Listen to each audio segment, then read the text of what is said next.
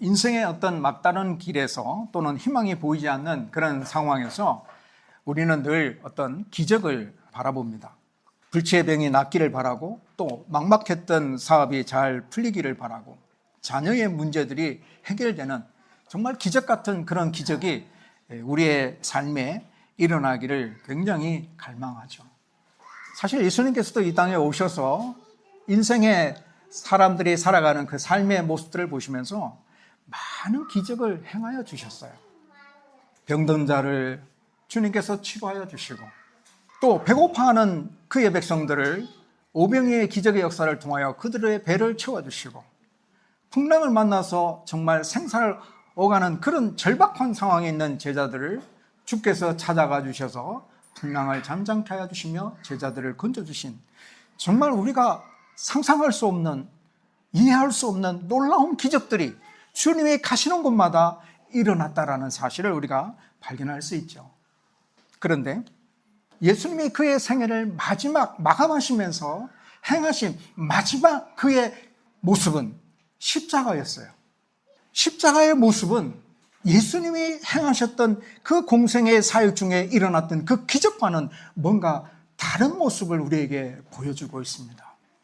세상의 눈으로 보게 되면 십자가는 정말 기적이 아니고 실패입니다. 사실 십자가는 능력이 아니고요, 무능력한 모습입니다. 그래서 많은 사람들이 예수님께서 십자가에 달려 돌아가시는 그 모습을 보면서 그 현장에서 많은 사람들이 예수님의 십자가를 보고 조롱했습니다. 비웃었어요. 정말 과연 이들이 바라보는 그 십자가의 시선이 옳은 것인가? 우리가 함께 생각해 보면서 예수님께서 행하셨던 이 십자가 속에 담겨 있는 우리가 바라보아야 할 올바른 시선이 무엇인가를 발견해 내기를 간절히 소망합니다. 뚜렷하게 나타나는 두 가지 시선이 있는데요. 하나는 나를 증명하고 내 문제만 해결하려는 기복적인 시선이 나타나요. 그리고 또 하나의 시선은 내 영혼을 하나님께 맡기는 믿음의 시선이 나타나요. 자, 오늘 우리가 십자가를 바라보는 우리의 시선이 기복적인 시선이냐 아니면 믿음의 시선이냐라는 것을 한번 점검해 가면서 우리가 십자가를 바라볼 때에 정말 하나님이 기뻐하시는 그런 시선을 가지게 되기를 갈망합니다.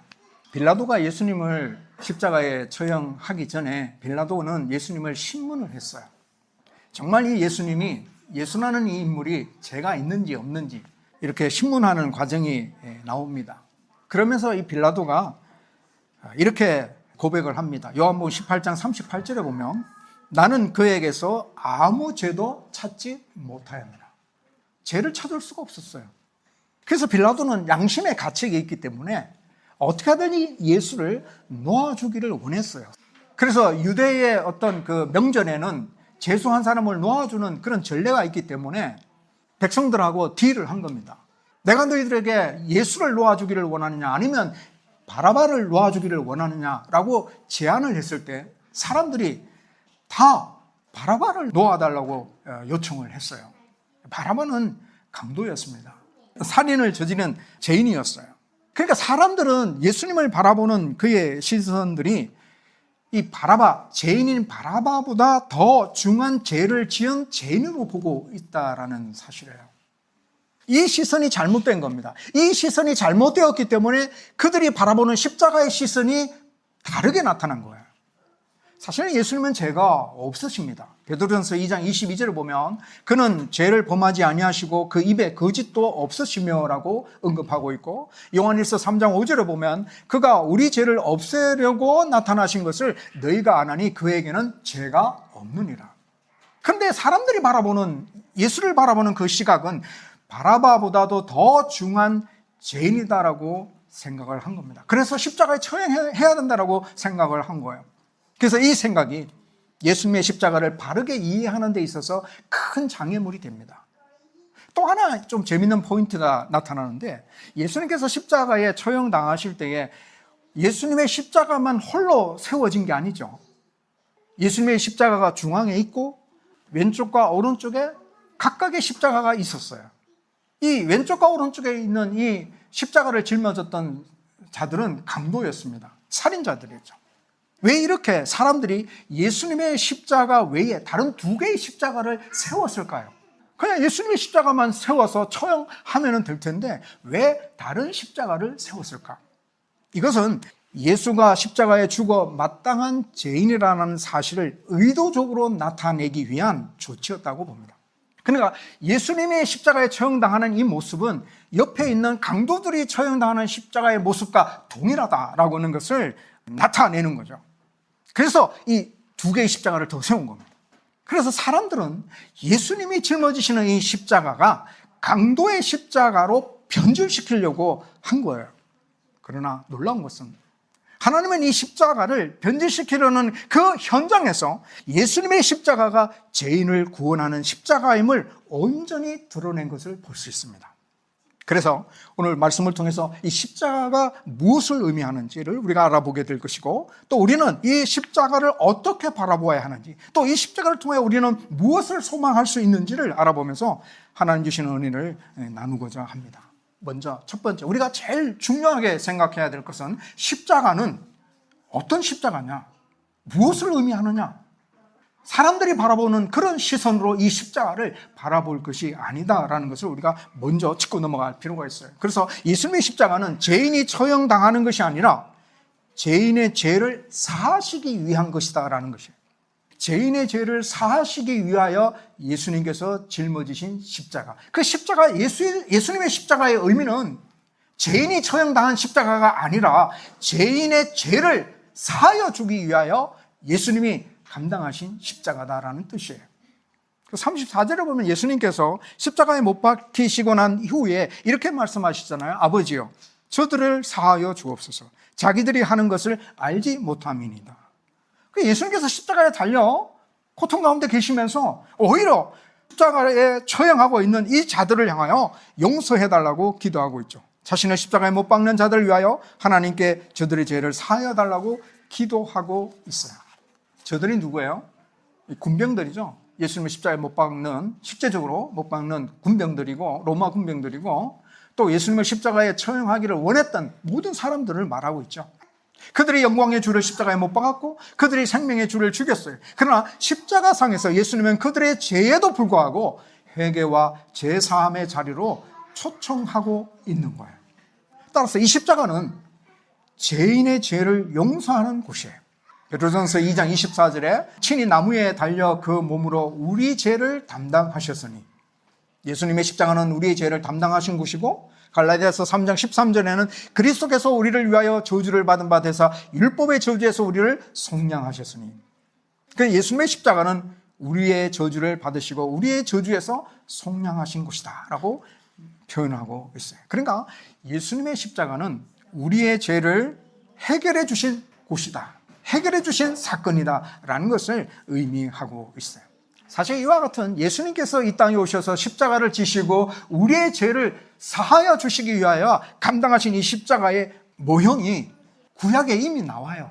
구약 성경에 보면, 레위기 16장에 보면 이미 예수님께서 어떠한 모습으로 우리의 죄를 사하실 것인지를 이미 상징적으로 나타낸 그런 말씀이 나와요. 그래서 이 말씀처럼 실제 예수님께서 오셔서 그렇게 우리의 죄를 사하시는 모습이 나타나는데, 레위기 16장에 보면은 구약시대에 죄를 사하는 이 속죄 제사가 있었어요. 속죄 제사가 있는데, 특별히 이 대속죄일이라는 것이 1년에 딱 한 번 있습니다. 7월 10일인데, 이 날짜는 유대 달력의 7월 10일이지 우리가 사용하고 있는 양력의 7월 10일이 아니고요. 대략적으로 9월 달이나 10월 달쯤 된다고 합니다. 그래서 대속죄일은 1년에 딱 한 번 있어요. 그리고 대제사장이 지성소에 들어가는 유일한 딱 한 번 있는 그런 절기입니다. 자, 이때의 대속죄일에 대제사장이 이스라엘 백성들을 위해서 두 염소를 준비를 합니다. 그리고 제비를 뽑아요.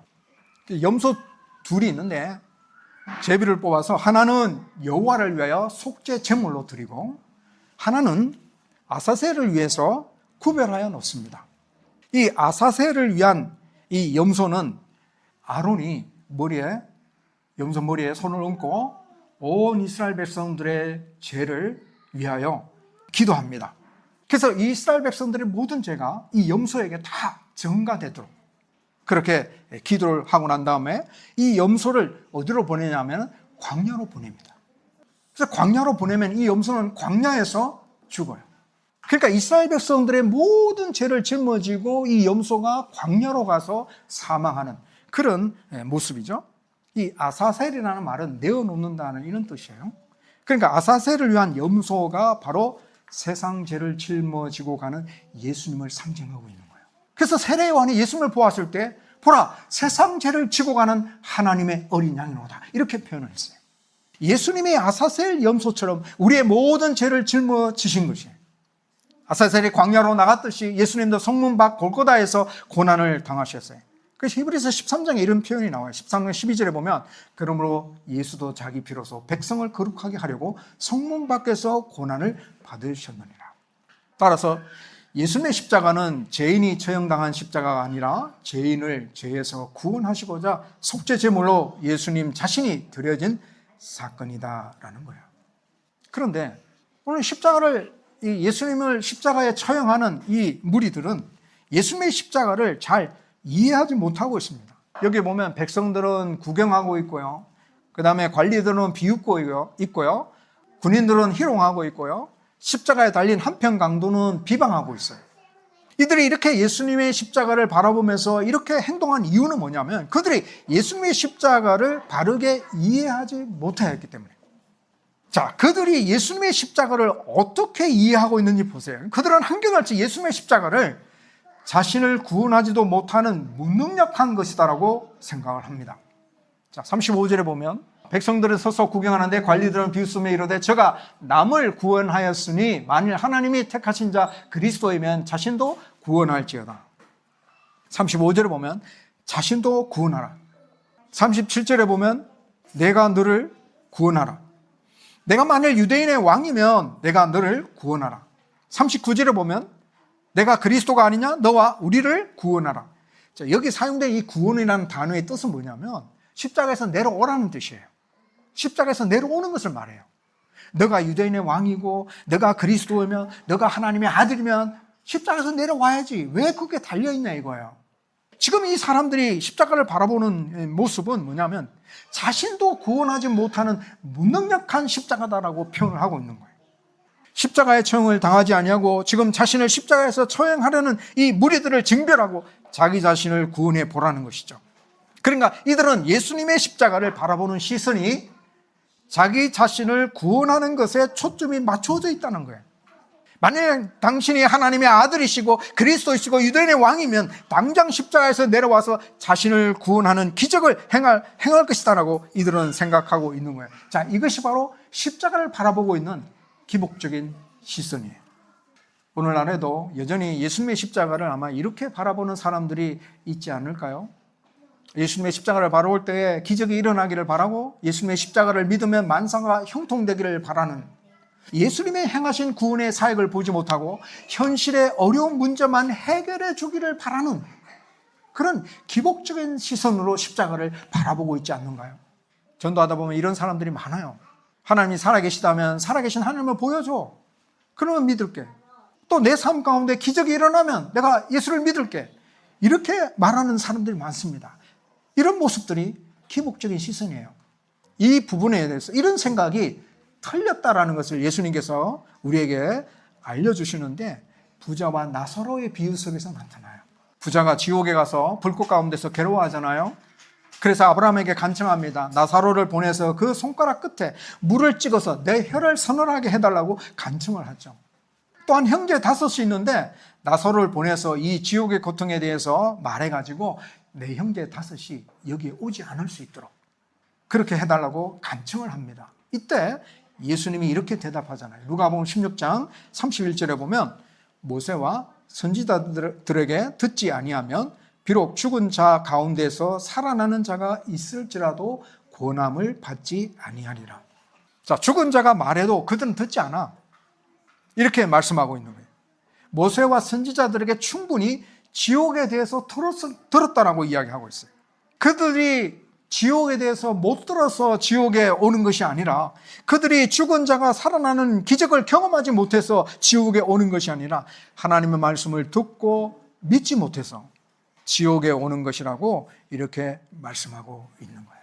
그래서 우리의 결론은 우리가 바라보아야 할 십자가의 시선은 뭐냐면 믿음입니다. 우리는 예수님께서 감당하신 그 십자가의 모습 속에 우리가 믿음의 시선으로 그것을 바라보아야 돼요. 믿음으로 모든 세계가 하나님의 말씀으로 지어진 줄을 우리가 아는 것처럼 예수님의 십자가를 바라보는 우리의 시선에 믿음이 필요하다는 거죠. 믿음으로 예수님이 행하신 십자가의 사건을 바라보게 되면 그 속에 진정한 구원을 발견할 수 있어요. 한순간 어려운 현실에서 벗어나는 정도의 기적이 아니라 우리의 영원한 생명을 얻을 수 있는 길이 열리고 영원히 천국에서의 삶을 누릴 수 있는 기적이 일어나는 거예요. 그래서 이 사건 현장에서 많은 사람들이 십자가를 기적이 일어나기를 바라는 기복적인 시선으로 바라보았지만 이 현장에 있었던 한 사람이 예수님의 십자가를 믿음의 시선으로 바라보고 있었어요. 그가 누구냐면 한평 강도입니다.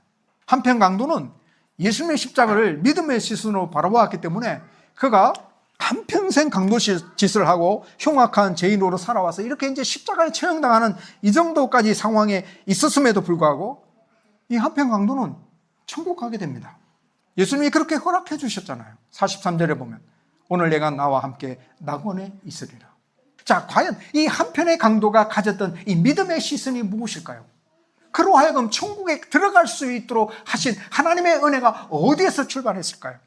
첫 번째, 그는 하나님을 두려워했습니다. 40절에 나오죠? 그는 함께 십자가에 처형당한 한 강도를 꾸짖으면서 이렇게 말합니다. 내가 동일한 정죄를 받고서도 하나님을 두려워하지 아니하느냐. 하나님을 두려워해야 한다는 거죠. 이 한평 강도는 마지막 십자가상에서 목숨을 거두기 전에 하나님을 두려워하는 그 마음을 가졌어요. 과거에는 하나님을 무시하고 자기 마음대로 살았습니다. 십자가에서 받는 이 형벌이 하나님의 징벌로 말미암아 주어진 일임을 믿고 있는 거예요. 이제 이 형벌은 하나님이 나에게 주신 형벌이구나. 하나님을 의식하고 있다는 것이에요.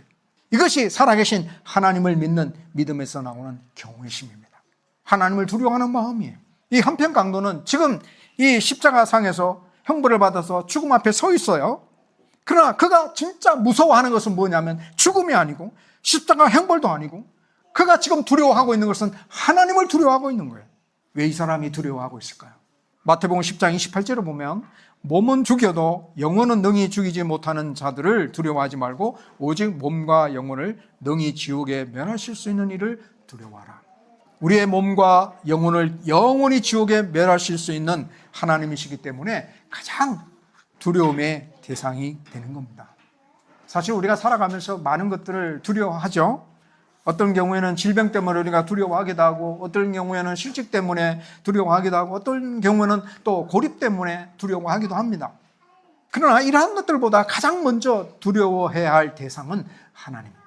질병도 실직도 고립도 그것은 우리를 한순간에 힘들게 하지만 하나님을 두려워하지 않으면 우리의 몸과 영혼이 지옥에 떨어지는 영원한 고통 가운데 거하게 되는 그런 형벌을 받게 되잖아요. 그래서 우리는 하나님을 두려워해야 돼요. 하나님을 경외하는 경외심이 점점 사라진다면 우리의 신앙은 무너지게 됩니다. 이론적으로는 지식적으로는 내가 하나님은 나의 모든 것을 다 아셔요. 하나님은 나의 죄에 대해서 징계하신다는 사실을 다 압니다. 그러나 경외하는 마음이 있지 아니면 하나님을 무시하고 자기 마음대로 살게 됩니다. 하나님은 나의 삶을 다 알고 계십니다라고 내가 지식적으로는 알지만은 하나님을 두려워하고 하나님을 경외하는 마음이 내 안에 차 있지 않으면 내 마음대로 산다 이 말이에요. 조금이라도 하나님을 두려워하는 마음이 있다면 그 영혼은 지옥에 떨어지지 아니할 겁니다. 그래서 이 한평 강도는 십자가를 바라볼 때 하나님을 두려워하는 그 시선을 가지고 있었다는 거죠.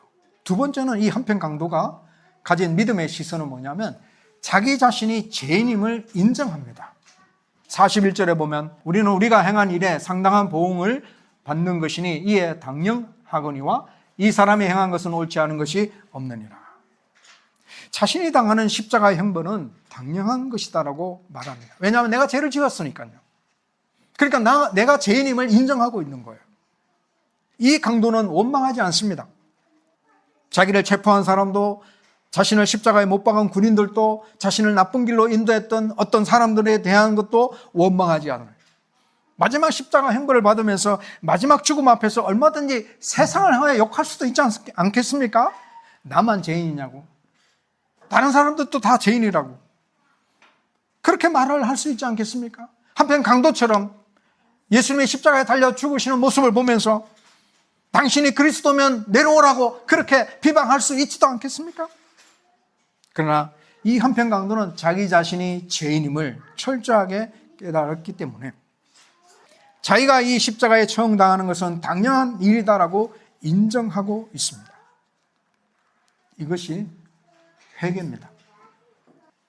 내가 주님의 십자가 앞에 섰을 때에 내가 죄인임을 인정하는 것, 이것은 회개예요. 세리와 바리새인이 성전에 올라가서 기도하는 장면을 보면 바리새인은 내가 하나님 앞에 잘한 것 쭉 열거합니다. 하나님, 나는 토색도 안 하고 불의도 안 하고 간음하지 아니하고 세리와도 같지 아니하고 일에 2번씩 금식하고 하나님 앞에 꼬박꼬박 11조를 잘 드렸습니다라고 기도를 하잖아요.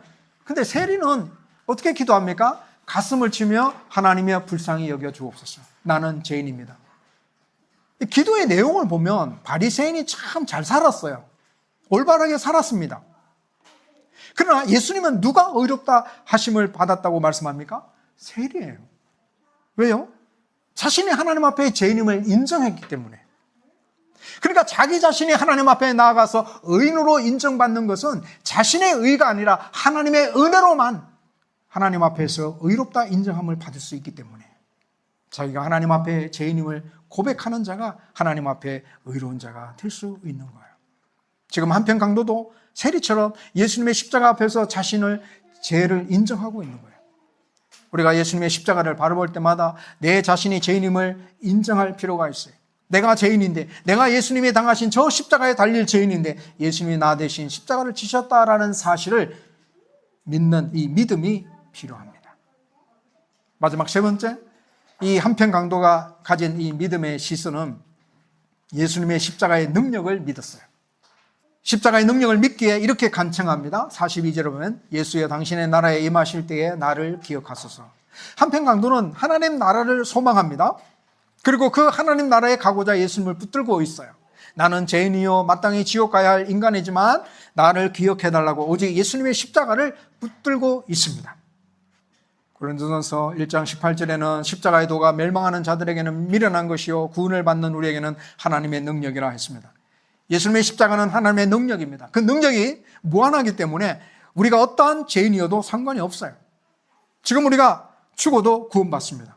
다만 한편 강도처럼 하나님을 두려워하며 자신이 죄인임을 인정하고 오직 예수님의 십자가를 붙들고 천국을 소망하는 믿음이 있으면 전능하신 하나님께서 우리를 천국으로 인도하여 주실 겁니다. 말씀을 했습니다. 예수님이 지신 십자가는 강도들이 짊어진 십자가와 동일하지 않습니다. 세상 사람들은 예수님이 죄인으로서 십자가를 지신 것이다라고 표현을 했지만 예수님은 죄가 없으신 분이죠. 죄가 없음에도 불구하고 죄인이 당하는 십자가를 감당하신 것은 우리를 죄에서 구원하시고자 우리를 저주에서 건져내시고자 우리를 위하여 속죄 제물이 되어주신 것입니다. 그러므로 예수님의 십자가는 우리의 죄가 용서받는 것이에요. 예수님의 십자가를 자신도 구원하지 못하는 무능력한 것이라고 우리가 오해하지 마십시다. 예수님의 십자가를 믿으면 모든 일상생활 가운데 하나님의 기적이 일어나리라고 오해하지 않기를 소망합니다. 지금 당장 기적이 일어나지 않아도 예수를 믿는 그 순간 이미 사망에서 생명으로 옮겨진 기적이 일어난 것이며 나 같은 죄인이 예수 그리스도를 믿게 되었다는 이 사실이 우리가 이 세상에서 경험할 수 있는 가장 큰 기적 중의 기적이에요. 한편 강도가 십자가에 처형당할 만큼 죄를 짓고 살았지만 마지막 순간에 예수님의 십자가 앞에서 하나님을 찾았습니다.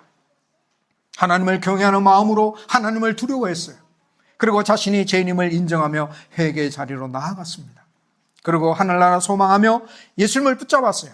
이것이 바로 십자가를 향한 믿음의 시선입니다.